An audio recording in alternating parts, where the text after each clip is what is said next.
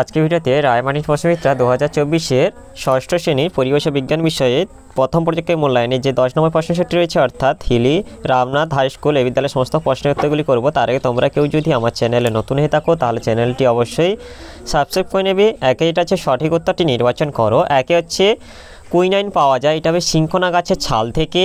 2 হচ্ছে একটি পরজীবী হলো, এটা উকুন হবে। 3 হচ্ছে ভৌত পরিবর্তন হলো, এটা হবে বরফ গলে জল হওয়া। এরপর 4 হচ্ছে ইউরিয়া ব্যবহৃত হয় সার হিসেবে। 5 হচ্ছে জলের সংকেত হলো H2O। এরপরে 2 থেকে নিচের প্রশ্নগুলির অতি সংক্ষিপ্ত উত্তর দাও, যে কোনো 4টি।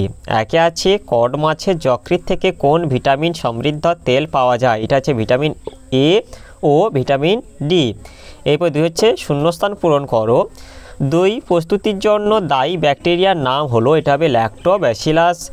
3 হচ্ছে প্রদত্ত বিবৃতিটি সত্য না মিথ্যা লেখো। চাল থেকে মুড়ি প্রস্তুত করা একটি রাসায়নিক পরিবর্তনের উদাহরণ, এটা সত্য হবে। 4 হচ্ছে বেমানান ঘটনাটি চিহ্নিত করো। সাপের খোলস ত্যাগ করা, সুনামি, লিপিয়ার, সিলিং ফ্যানে ব্লেডের ঘোরা। এখানে সুনামিটা হবে কারণ এটা হচ্ছে এটি অপর্যাবৃত্ত ঘটনা। এরপর 5 হচ্ছে পটাশিয়াম মৌলটির চিহ্ন কি, পটাশিয়াম মৌলটির চিহ্ন হলো কে।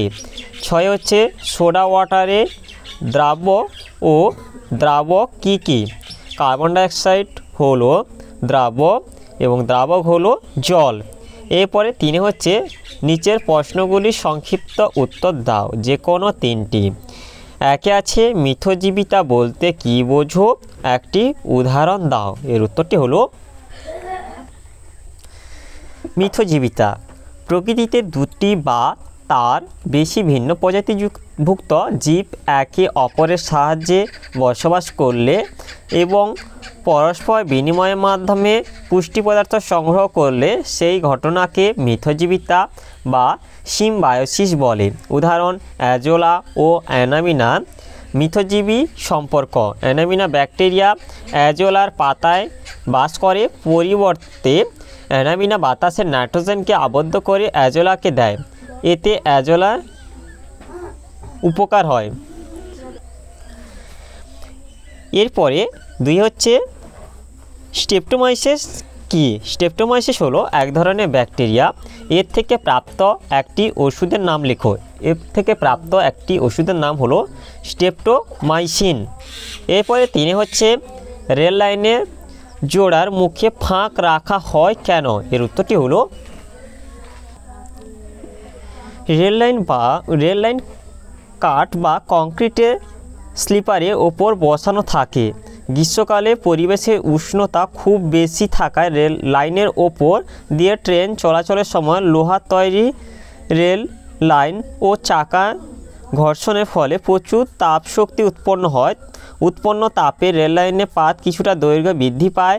কাঠ বা কংক্রিটের তাপের কুপরিবাহী, তাই উত্তপ্ত হলে লাইনে তাপ অন্যত্র পরিবাহিত হওয়ার সুযোগ পায় না। এই কারণে নির্দিষ্ট দূরত্ব অন্তর লাইনে 2টি পাতের মধ্যে কিছুটা ফাঁক রাখা হয়।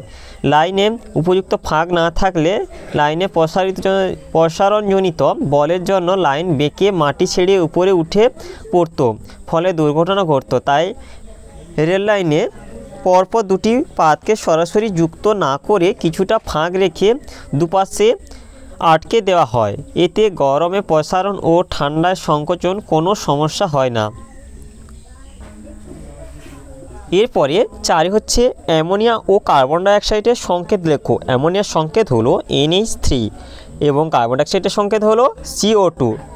এরপরে 5 হচ্ছে নিচের পদার্থগুলির মধ্যে কোনটি বা কোনগুলি মৌলিক, যৌগিক বা মিশ্র তা লেখো।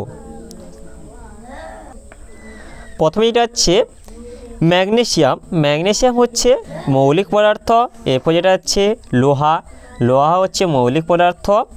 এরপর যেটা হচ্ছে নুন জল, নুন জল হচ্ছে মিশ্র পদার্থ। আর চিনি হচ্ছে এটা যৌগিক পদার্থ।